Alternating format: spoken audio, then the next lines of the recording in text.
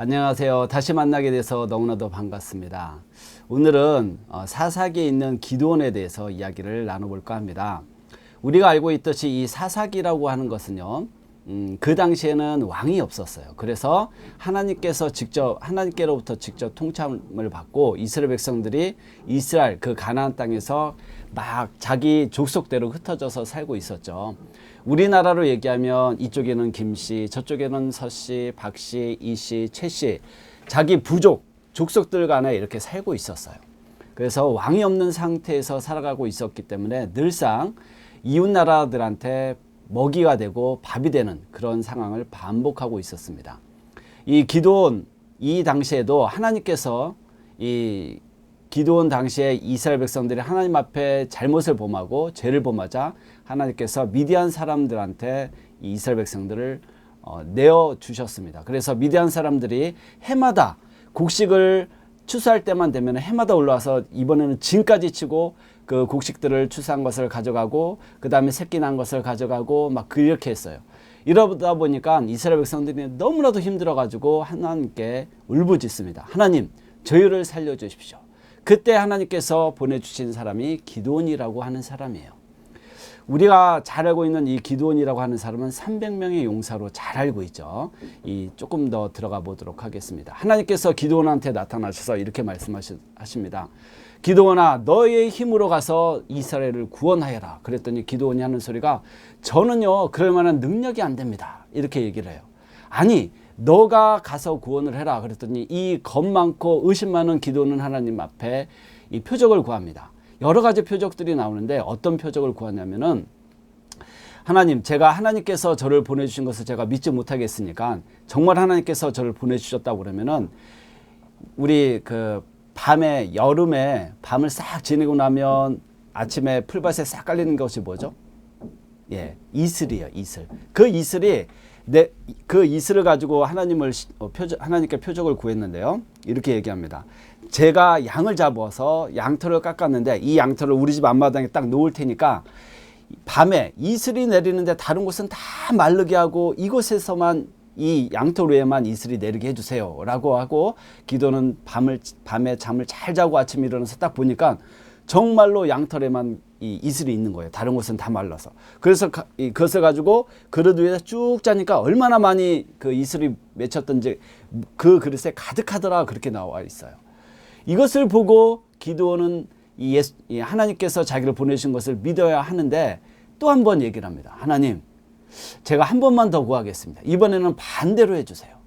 이 양털에만 이슬이 없고 다른 곳에서는 이슬이 있게 해주세요 라고 하고 자기가 하룻밤 자고 이렇게 나와서 그 다음날 아침에 보니까 이번엔 정말로 양털은 뽀송뽀송하게 말라있고 다른 곳은 다 젖어 있어요. 그래가지고 이 기드온이 정말 이제 하나님께서 나를 보내주셨구나 라고 생각을 하고 이제 나팔을 불고 사람들한테 이스라엘 사람에 있는 각 사람들한테 이 전령을 보내가지고 군사들을 모집을 하기 시작합니다. 그래서 모집을 싹 해서 보니까 몇 명이 왔냐면요 32,000명이라고 하는 아주 많은 숫자가 왔어요. 그런데 하나님께서 이상하게 야, 내가 너를 통해서 이스라엘 백성을 구원을 할 텐데 그런데 32,000명이 너무 많다. 이 많은 숫자를 가지고 너한테 미디안을 너의 손에다가 넘겨주지 못할 것 같다. 이렇게 얘기를 한 거예요. 그래서 이 하나님께서 이 기드온한테 말을 하기를 뭐라고 얘기를 했냐면 그냥 온 사람들, 전쟁에 나가기를 두려워하는 사람들은 다 돌아가라 이렇게 얘기하라고 전했어요. 그랬더니 기드온이 모인 32,000명한테 이렇게 얘기합니다. 당신들 그냥 오거나 전쟁에 나가서 죽을 것 같거나 집에 놔두고 온 처자가 걱정 나거나 이런 사람들은 다 돌아가세요 라고 얘기했더니 32,000명 중에 22,000명이 돌아가고 1만 명만 남았어요. 기드온은 그 1만 명을 남은 숫자를 가지고 두려워 떱니다. 그래도 하나님께서 또 뭐라고 말씀하시냐면 기드온한테 1만 명도 많으니까 그 1만 명을 통해서 미디안을 너 손에 붙이지 못하겠다. 왜? 그것은 나중에 또 말씀을 드리겠습니다. 그러면서 그 사람들을 데리고 개울가로 가서 그 사람들한테 물을 먹여 한번 봐라. 우리가 이 더운 날 지금 덥잖아요. 아주 찜통도인데 이 더운 날 가서 이 개울가에서 물을 한번 마신다고 생각을 해보세요. 우리 남자들 같으면 어떻게 돼요? 특히 힘이 센 남자들 같은 경우는 아주 남성미가 넘치는 그런 남자들 같은 경우에는 물가에 얼굴 팍 받고 막 이렇게 먹을 거예요. 제가 어느 이 요양원 가서 어르신들한테 얘기했더니 그 요양원에는 여자 어르신들이 많아갖고 대부분의 그 어르신들은 어떻게 먹냐면 저 이렇게 해갖고 손으로 떠서 이렇게 마시죠. 이렇게 예쁘게 아주 그 말씀하신 것을 보고 참 인상 깊었어요. 이처럼 그런 자기 이 손으로 물을 떠서 마시는 사람은 따로 세우고 그냥 물을 핥아서 먹는 사람은 따로 세우고 이렇게 해라 라고 얘기를 했습니다. 그러자 이 손으로 핥아 먹는 사람 따로 세우고 그 다음에 개처럼 핥아 먹는 사람 따로 세우니까 개처럼 핥아 먹는 사람이 몇 명이나 된 줄 아세요? 또 손으로 물을 떠서 먹는 사람이 몇 명이나 된 줄 아세요? 손으로 물을 이렇게 떠먹는 사람은 단 300명에 불과해요. 나머지 9,700명이 어떻게 해요? 개처럼 물을 핥아서 이렇게 막 먹었단 말이에요. 하나님께서 그런 숫자를 보시고 기드온한테 얘기합니다. 됐다 이제. 내가 이 300명을 통해서 너를 구원하겠다. 가만 생각을 한번 해보십시오. 기드온은 의심이 많았어요. 기드온은 겁이 많았어요. 그래서 하나님 앞에 구했죠. 제가 정말 하나님께서 저를 보내셨다면 저에게 증거를 주십시오 라고 하면서 그 양털을 가지고 하나님 앞에 시험을 했는데 그래서 사람들을 모은 것이 32,000명이나 되는데 하나님께서 몇 명을요? 32,000명 중에 300명만 남기고 나머지를 다 돌려보냈어요. 그러니까 기드온이 또다시 의심하기 시작합니다. 아니 내가 300명을 가지고 저 수십만이 넘는 10만이 넘는 미디안 사람을 어떻게 이길 수 있을까? 두려워하는 그 기드온을 보고 하나님께서 기드온한테 얘기합니다. 야, 너가 정말 두려워? 너가 정말 두려우면 너 수와 부라를 데리고 그 적군에 가서 몰래 염탐을 한번 해봐라 라고 얘기했습니다. 그래서 기드온이 자기 이 부하를 데리고 싹 가서 염탐을 딱 하니까 그 사람이 그 적진에서 여기서 웅성웅성 저기서 웅성웅성 하는 소리를 들었어요. 그 소리가 어떤 소리인가 하고 가만 들어보니까 꿈 얘기를 해주는 거예요. 여보게 내가 지난밤에 꿈을 꿨는데 저기서 보리떡 덩어리가 막 우리 진영으로 굴러오더니 우리 텐트를 팍 치니까 우리 텐트가 우리 위에 무너져서 우리가 죽게 되었더라. 그랬더니 한 사람이 그 꿈을 해몽을 합니다. 글쎄 말이야 그 보리떡은 뭐냐면은 저 이스라엘 나라에 기드온이라고 하는 장수가 있는데 그 사람이 싸움을 아주 잘하나 봐. 그 사람이 우리를 와갖고 쳐서 죽인다는 얘기야. 그럼 어떻게 이런 소리가 여기서 웅성웅성 저기서 웅성웅성 하는 거예요. 그 소리를 듣고 이제 기드온이 마음에 안정을 얻고 이제 확신을 얻고 돌아와서 그 300명을 가지고 싸움에 나갑니다. 싸움에 나갈 때 그 사람들한테 무엇을 시켰냐면요. 칼을 들고 나가서 싸운 것이 아니라 한 손에는 횃불을 들고 한 손에는 항아리를 들고 우리 항아리 다 알죠. 김치 담그고 된장 담그고 감장 담근 이 항아리 한 손에는 항아리 한 손에는 나무에다가 이 헝겊이나 송을 해가지고 유황이나 이 기름을 묻혀가지고 만든 거기다 불을 붙이면 횃불이 되잖아요. 그것을 가지고 한 손에는 항아리와 횃불을 들고 쫙 나가는데 밤에 나갔으니까 이것을 그냥 나가면 들키잖아요. 그래서 이것을 항아리 속에 쑥 숨겨가지고 안 비치게 안 보이게 그렇게 쑥 갔어요. 그 300명이라고 하는 숫자가 10만이 넘는 미디안을 둘러싸봤자 얼마나 둘러싸겠어요. 그러나 이 기드온이 하는 소리가 너희는 그것을 안 보이게 둘러싸고 쭉 횃불을 항아리 속에 넣어가지고 그 횃불이 적진한테 안 보이게 쭉 둘러싸 있다가 내가 신호를 보내면 너희는 그 횃불을 꺼내 들고 항아리를 쫙 깨면서 소리를 꽥 지르는데 뭐라고 하냐면 여호와를 위하여 기드온을 위하여 여호와를 위하여 기드온을 위하여 라고 소리를 질러라.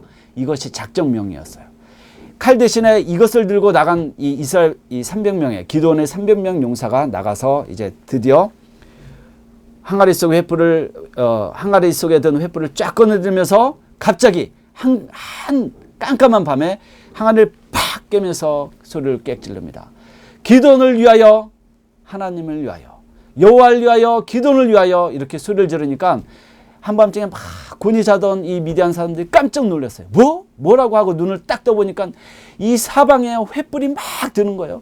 그 다음에 막 이 항아리 깨지는 소리가 들립니다. 그 다음에 또 소리가 들려요. 여호와를 위하여 기드온을 위하여 그래서 아까 그 꿈꾸던 사람들 같은 그런 이 겁 많은 사람들, 뭐 불안에 떨던 사람들이 아이고 큰일 났다. 이제 기드온이 우리를 죽이려고 왔구나. 그래갖고 칼을 꺼내들고 보이는 사람마다 막 찌르기 시작합니다. 그것이 아군이 됐는지 적군이 됐는지 알지 못하고 막 찔러 죽이기 시작하는 거예요.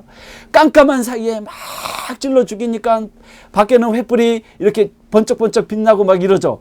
그럴 때마다 이 미디안 진영에서는 서로 싸움이 일어나고 서로 죽이고 막 이런 상황이에요. 그것을 보고 있던 이스라엘 백성들, 이 기드온의 이 300명 용사는요, 그 사람들이 싸울 때마다 더 소리를 질러서 얘기합니다. 여호와를 위하여, 기드온을 위하여. 그 소리가 날 때마다 이 미디안 사람들은 더 깜짝 놀라서 으악 나 살려라 하면서 보이는 사람마다 자기가 살려고 서로 치고 찌르고 막 죽이고 막 그러는 거예요. 그럴 때마다 밖에서는 뭐라고요? 조금 더 좁혀가면서 여호와를 위하여, 기드온을 위하여 이렇게 소리를 칩니다. 그러니까 미디안 사람들이 정말로 죽기 싫어서 막 서로 찌르다가 서로 다 죽었어요. 그리고 나서 막 거의 다 죽었을 쯤에 그 나머지 사람들은 막 도망을 쳤어요. 자, 보십시오. 기드온은요, 어떻게 미디안 사람을 물리쳤죠? 그냥 횃불과 항아리만을 가지고 그 미디안 사람을 물리쳤어요. 정말 놀라운 일이죠. 근데 제가 여러분한테 한번 묻고 싶은 것은, 아까도 말씀드렸듯이 왜 하나님께서 32,000명이 너무나도 많다라고 하셨을까요? 기드온이, 그 겁 많은 기드온이 나가서 싸우려면요, 많은 숫자를 붙여놓고 많은 이 싸운 용사들을 붙여놓고 나가서 싸우라 이렇게 얘기를 해야 되는데, 왜 32,000명이 너무나도 많으니까 내가 너 손에는 미디안 사람을 붙이지 못하겠다라고 했을까요? 그것은 여호와께서 기드온의 마음을 알았던 거예요. 자, 보세요. 기드온이 그 미디안 사람들을 싸우고 막 돌아옵니다. 그러니까 난리가 났어요. 그 당시 사사기의 이 시대에는 뭐가 없었다고요? 이스라엘 왕이 없었어요. 그래서 이 사람들이, 이스라엘 백성들이 항상 불만이 쌓여 있었습니다. 우리에게도 왕을 주십시오. 우리에게도 왕이 있었다면 저 미디안 사람들이, 저 가나안 사람들이, 저 다른 나라 이방 사람들이 우리를 침략하지 못할 것이라고 생각할 텐데, 기드온이라고 하는 사람이 그 자기네 사람들을 구원했잖아요. 그러니까 기드온한테 막 달려가서 우리의 왕이 되십시오. 우리의 왕이 되십시오. 막 이렇게 얘기했더니 기드온이 하는 소리가 아주 이 성경에 보면 멋있는 것처럼 기록이 되어 있어요. 저는 여러분을 다스리지 않을 것입니다. 저는 여러분의 왕이 되지 않을 것입니다. 그 다음에 더 나가서 저희 아들들도 여러분의 왕이 되지 않고 오직 여호와께서 여러분을 다스리고 여러분의 왕이 될 것입니다 라고 하는 아주 어떻게 보면 멋있는 말을 했는데요, 이 원어에 살펴보면 어떻게 됐냐면, 저는 여러분을 다스리지 않을 것입니다. 나의 아이들도 여러분을 다스리지 않을 것입니다. 이 말이 점점 강해지다가 약해졌어요. 그러니까 이 말이 점점 저도 여러분을 다스리지 않을 거고요, 저희 아들도 다스리지 않을 거예요.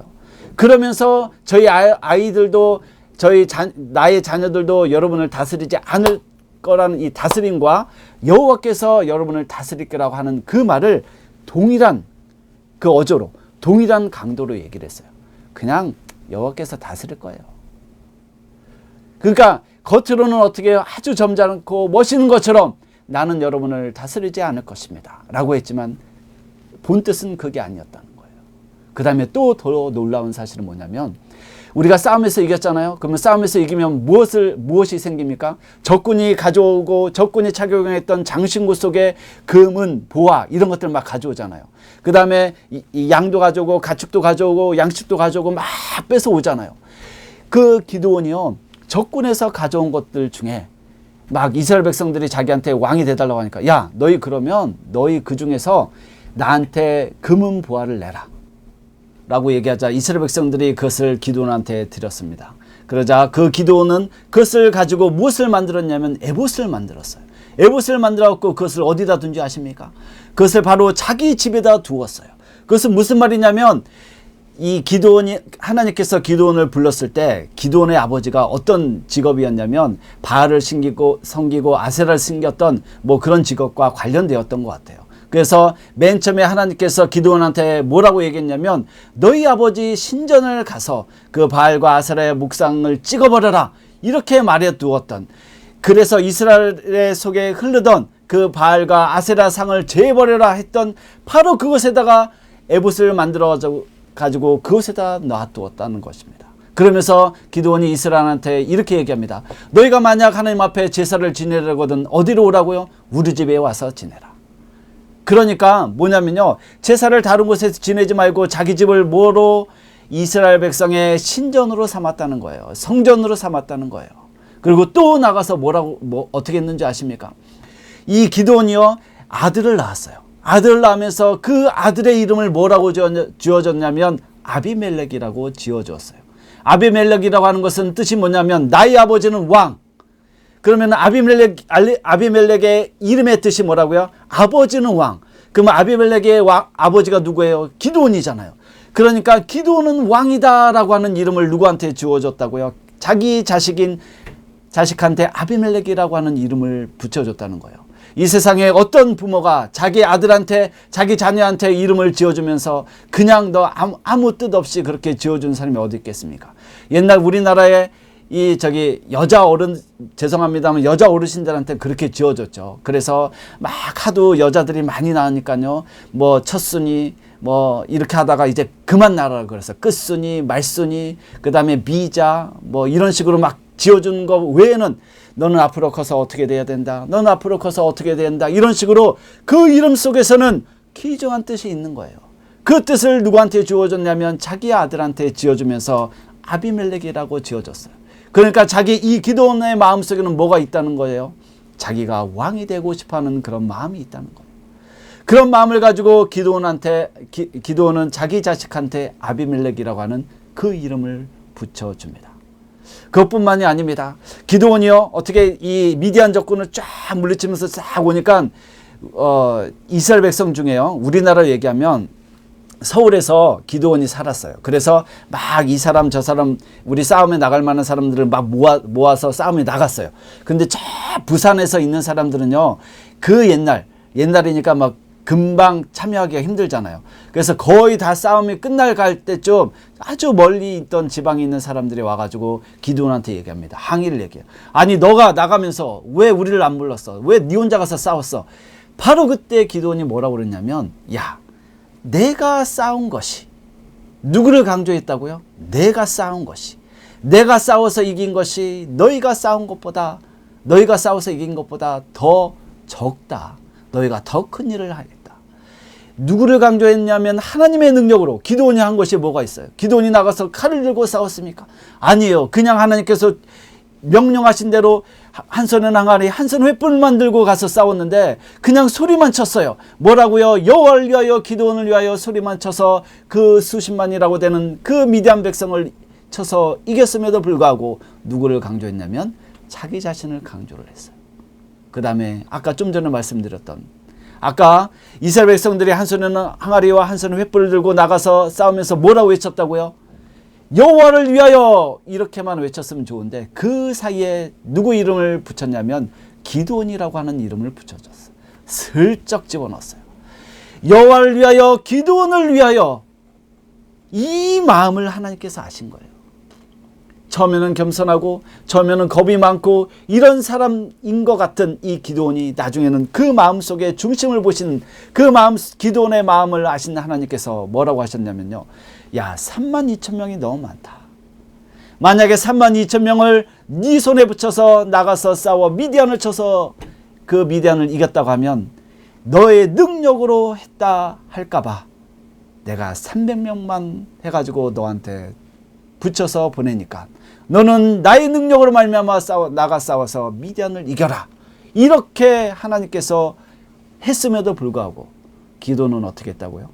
내가 싸워서, 내가 잘해서 자기 아들한테 아비멜렉이라고 하는 이름을 붙여주고 이스라엘 사람들한테 받은 금과 음을 가지고 에봇을 만들어서 자기 집에다 둠으로 말미암아 이스라엘 백성들이 그것을 음란하게 섬겼어요.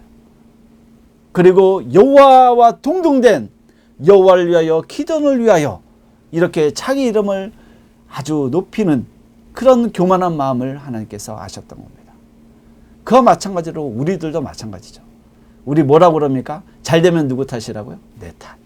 내가 잘나서 잘 된 거죠. 그 다음에 잘못되면 누구 탓이라고요? 조상 탓이에요.